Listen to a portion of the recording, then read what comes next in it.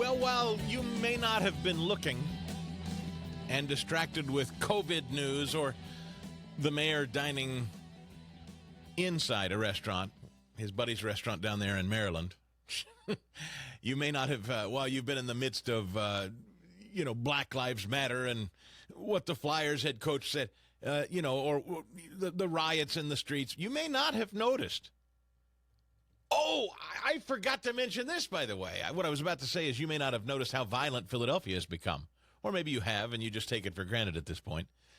Did you hear Jim Gaffigan came through town over the weekend? And when he was done, puts up on Instagram something snarky about what a great Democrat-run city Philadelphia is and how there's nothing to see here. And, hey, he was just there and there wasn't looting and violence. It's fine. Philly's just fine. Jim Gaffigan, the comic, declared Philadelphia 100% safe. Everything's fine, and Donald Trump and his minions are all lying about Democrat-run cities because he just did a comedy show in Philly, and everything's fine here. Excellent. That's awesome to hear. Yeah, so Jim Gaffigan, ladies and gentlemen, has declared Philadelphia completely safe. Maybe we should bring in Benjamin Manis, who is a public safety columnist at Newsmax, former police officer himself. So I don't really know why we have you on today, Mr. Manis. Welcome in. Jim Gaffigan, the comedian, has said everything's fine in Philadelphia. Good morning. Morning. How you guys doing today? Listen, I'm fine, thank you. Yeah, this is the same thing I used to see when I was a police officer in Washington, D.C. I can't tell you how many times I've been somewhere. I told them I was on the job in D.C., and people go, oh, D.C. is such a beautiful, wonderful place. By the way, this was back when Marion Barry was still alive and in a political office. The comedians, tourists, for the most part, will come to a city. They will see the best of that city. They will not explore to where people live, strive, and survive, and then they will go home with great reports on how enchanting the culture of that city is.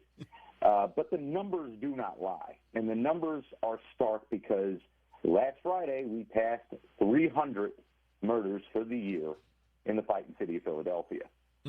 So putting that in perspective, we're on track. We have 4 more months in this year. We're still, in a place where our mayor, our police commissioner, and our district attorney have no plan to rein this in. So we're going to pass 400 if we stay on track, and that's a stark thing. That hasn't happened since 2006. You know what's strange, Mr. Manis, is that there are people like Jim Gaffigan and other leftists who seem to want to make this about Trump. And the violence in Philadelphia has zero to do with who's in the White House. Zero. There's no correlation whatsoever. 100%. There hasn't been even a Republican mayor of this city since 1952.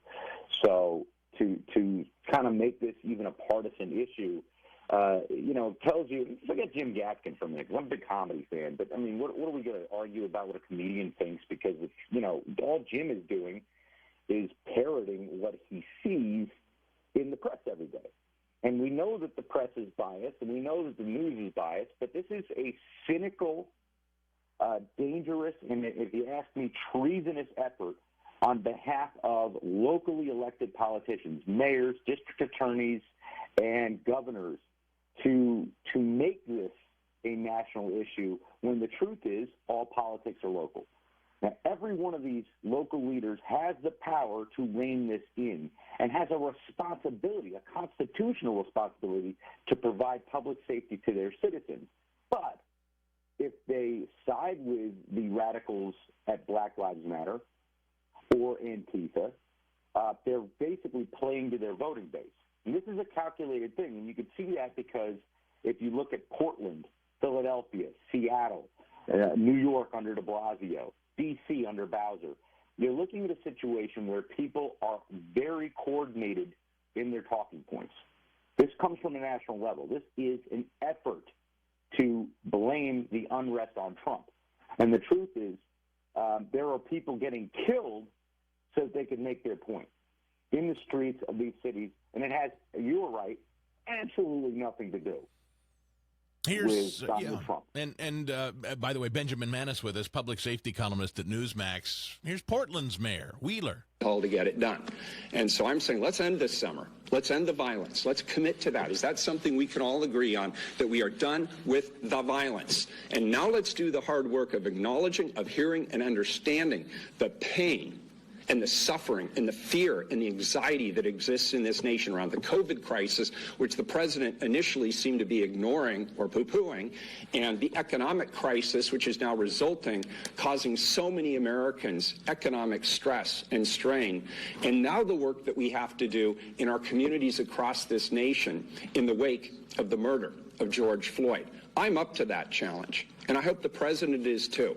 And I'm ready to reach across any aisles I need to reach across, any political divides that I need to cross in order to bring us back together. Somebody's got to do it. I'm committed to it. I know my colleagues on the Portland City are committed to it. I'd like to hear the President of the United States say he's all in. Let's bring this great nation back together.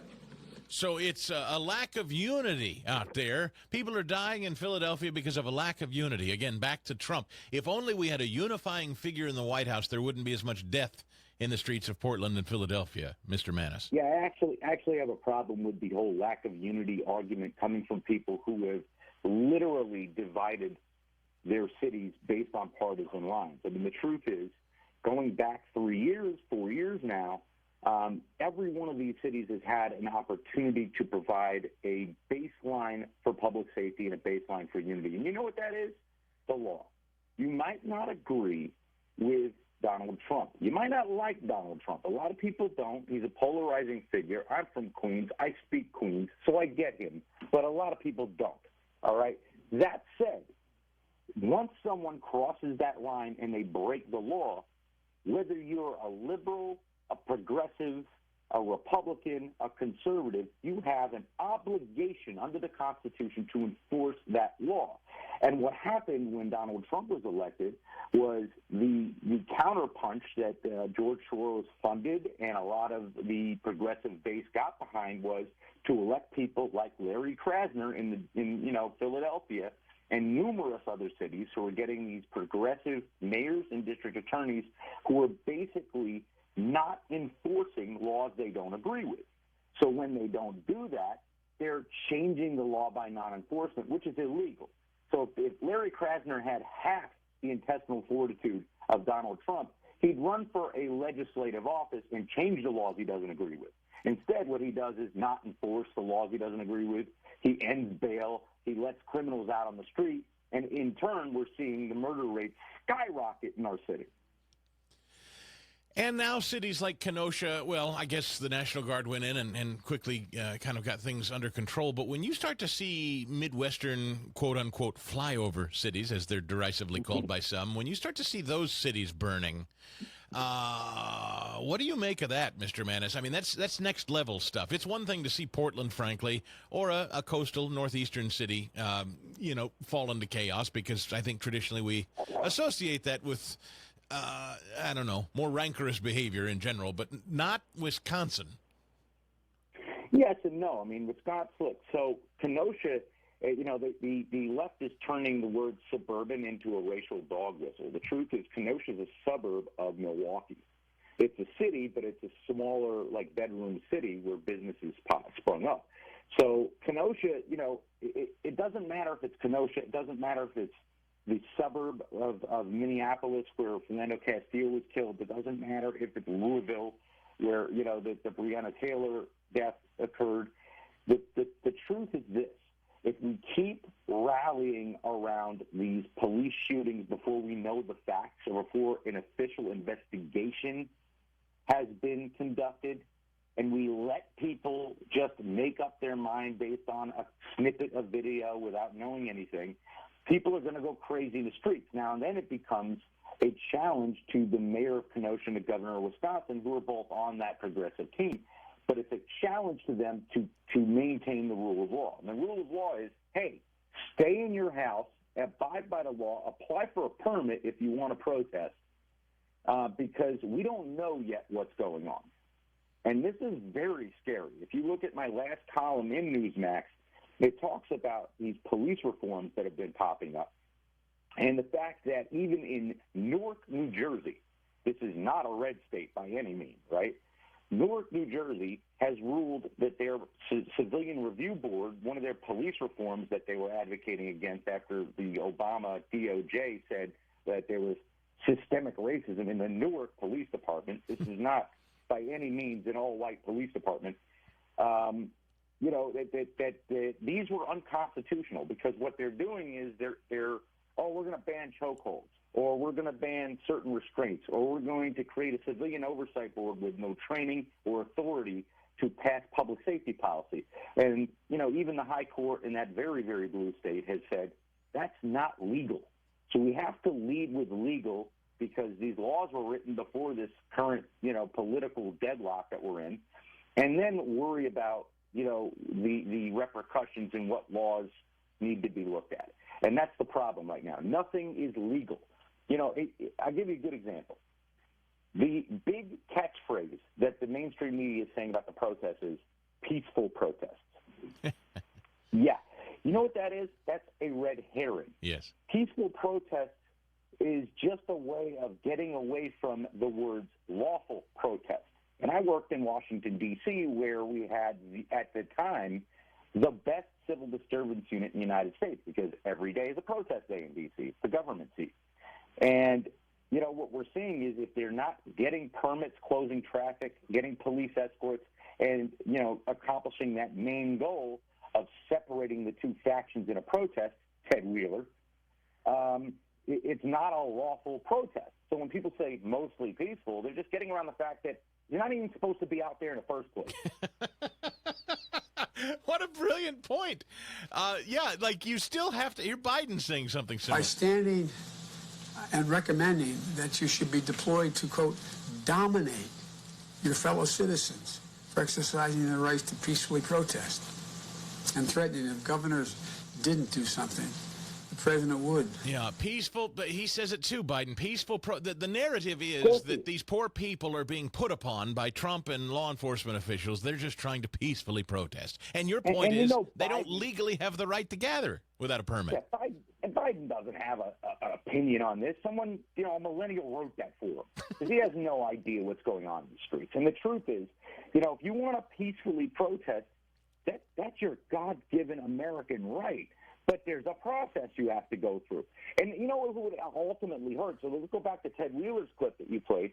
Ted Wheeler, any Pacific Northwest mayor, they have a blessing. And this is why the Danielle Outlaw pick for Philly was such a dangerous pick, because they don't really have crime like we do in Seattle and Portland. They're creating it.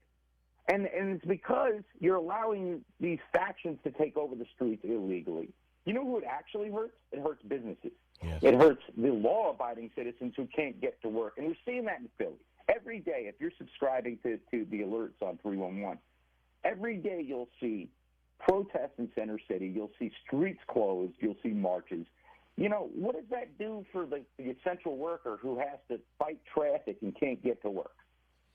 I have that in my family. People can't get to work. They have to worry about when they're getting home from work. The city is still ostensibly shut down. Just next week, we're going to see court going back to court. There hasn't been court for 4 months. So, we're seeing a problem in this city and in the country, because it's coordinated throughout all the blue cities, where the only people this is hurting are working people. I mean, look at Seattle. They had this autonomous zone. All these quote-unquote Black Lives Matter protesters who turn out to be very middle-class to affluent white kids, if you're looking at the demographics. And I'm not making this up. Pew Research did a study saying 1 in 6 Black Lives Matter protesters are actually black.